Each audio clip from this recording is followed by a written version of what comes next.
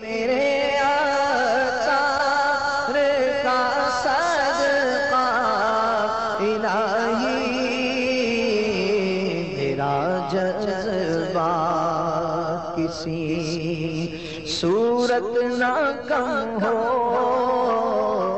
ایک بزرگ کے بارے میں آتا ہے، فرماتے ہیں کہ ایک کرائے کے مکان میں رہتا تھا، میں نے ایک خط لکھا، ایک مکتوب تحریر کیا تو دیوار کی مٹی سے اسے خشک کرنے کا ارادہ کیا۔ پھر میں نے سوچا کہ دیوار تو میری نہیں ہے۔ میرے دل نے کہا دیوار کی کس قدر مٹی لے لو گے؟ چنانچہ میں نے ضرورت کے مطابق مٹی لے لی۔ جب رات کو سویا تو دیکھا کہ ایک شخص کھڑا کہہ رہا ہے کل کے دن اس شخص کو معلوم ہو جائے گا جو کہتا ہے کہ دیوار کی اس قدر مٹی کی کیا حیثیت ہے۔ شاید اس کا مطلب یہ تھا کہ وہ دیکھ لے گا کہ اس کو اپنے مقام سے کس قدر گرایا جاتا ہے، کیونکہ تقویٰ کا ایک درجہ ایسا ہے جو متقی لوگوں کی پرہیزگاری باقی نہ رہنے سے فوت ہو جاتا ہے۔ تو ہر وقت ہر گھڑی ہم سب کو ڈرنا چاہیے، پرہیزگاری اختیار کرنی چاہیے۔ بعد مباح کام ہوتے ہیں، جائز ہوتے ہیں، لیکن بچنا چاہیے۔ امام غزالی رحمۃ اللہ تعالیٰ نے بڑی پیاری مثال دی ہے، لکھتے ہیں کہ مالدار لوگوں کے گھر اور ان کی زیب و زینت کو دیکھنا جائز ہے، لیکن اس سے حرص پیدا ہو سکتی ہے اور دل اس کی مثل کی دعوت دیتا ہے، پھر اس کو حاصل کرنے کے لیے حرام امور کا ارتکاب کرنا پڑتا ہے۔ تمام مباح اور جائز امور کا یہی حال ہے۔ یعنی اگر ہم کو ایسی جگہ، اب غریب آدمی ہے، اب غریب آدمی نے دوستی کر لی امیروں سے، بیچارہ غریب ہے، شروع میں تو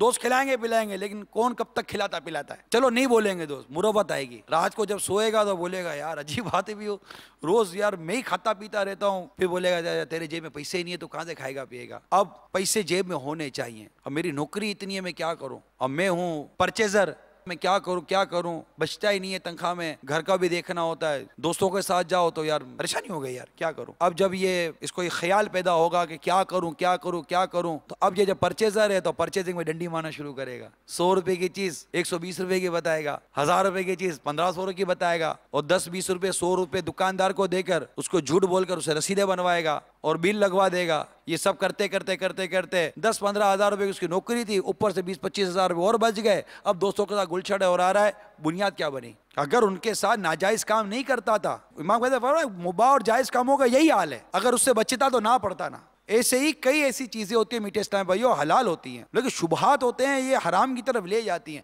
اب یہ غور کرنے کے لیے وقت کہاں سے لائیں، سوچنے کے لیے وقت کہاں سے لائیں، ایسا دل کہاں سے لائیں، ایسا مزاج کہاں سے لائیں؟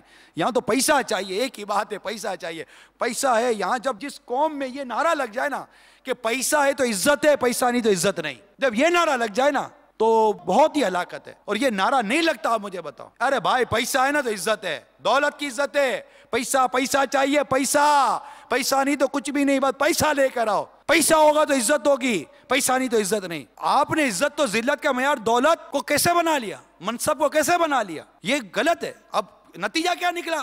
اب پیسے والا بننا ہے۔ اب پیسے والا بننے کے لیے جو ہوتا ہے آپ کے سامنے، تو اللہ تعالی ہمیں سچائی عطا فرمائے، پرہیزگاری عطا فرمائے اور لوگوں کے ساتھ بھلائی کرنے کی توفیق عطا فرمائے۔ حضرت سیدنا نافع رضی اللہ تعالیٰ عنہ فرماتے ہیں کہ میں مصر اور شام کی طرف سامان تجارت بھیجا کرتا تھا۔ ایک بار عراق کے لیے مال بھیجنے لگا تو ام المومنین سیدتنا عائشہ صدیقہ رضی اللہ تعالیٰ عنہ کی خدمت میں حاضر ہوا، عرض کیا اے مسلمانوں کی مہربان ماں، میں شام کی طرف مال بھیجا کرتا تھا، اس مرتبہ عراق بھیج رہا ہوں، مشورہ مانگا کیا کرنا چاہیے؟ تو ام المومنین نے ارشاد فرمایا یہ نہ کرو، تمہیں اپنی پرانی منڈی سے نفرت کیوں ہو گئی؟ میں نے رسول اللہ صلی اللہ تعالیٰ علیہ وسلم کو فرماتے سنا کہ جب اللہ تم میں سے کسی کے لیے کسی ذریعے سے رزق کا سبب بنا دے تو وہ اسے نہ چھوڑے حتیٰ کہ سبب بدل جائے یا بگڑ جائے۔ اول تو اس حدیث سے یہ پتہ چلا دنیاوی کاروبار میں بھی بزرگوں سے مشورہ کرنا یہ سنت صحابہ ہے۔ ارے یار یہ حضرت کو کیا پتا، حضرت کو کیا نہیں پتا، حضرت کو سب پتا ہوتا ہے، مشورہ کرنے میں کوئی حرج نہیں ہے۔ تو ام المومنین عائشہ صدیقہ رضی اللہ تعالی عنہ سے سیدنا نافع، یہ سیدنا نافع یہ وہ ہیں جو عبداللہ ابن عمر کے آزاد کردہ غلام ہیں، بڑے محدث ہیں، بہت بڑے محدث ہیں اور تابعی ہیں۔ حضرت ابن عمر کی رضی اللہ تعالی عنہما کی وفات کے بعد یہ بہت شاندار تجارت کرتے تھے، یعنی محدثین لکھتے ہیں کہ بہت شاندار تاجر تھے، زبردست یہ بزنس مین تھے۔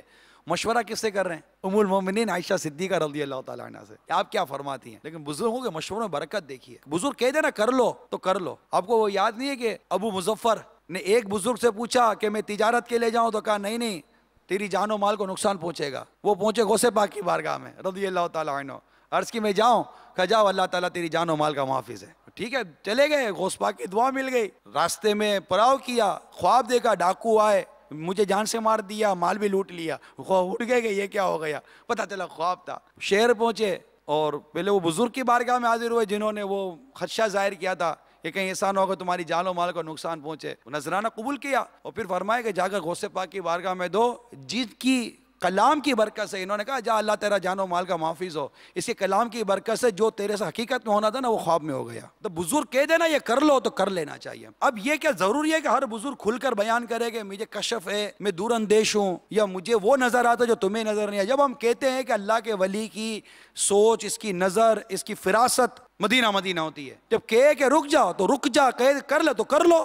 اسی میں عافیت ہے. ماننی چاہیے بزرگوں کی باتوں کو. میرے آقا کا صدقہ الہی میرا جذبہ کسی صورت نہ کم ہو.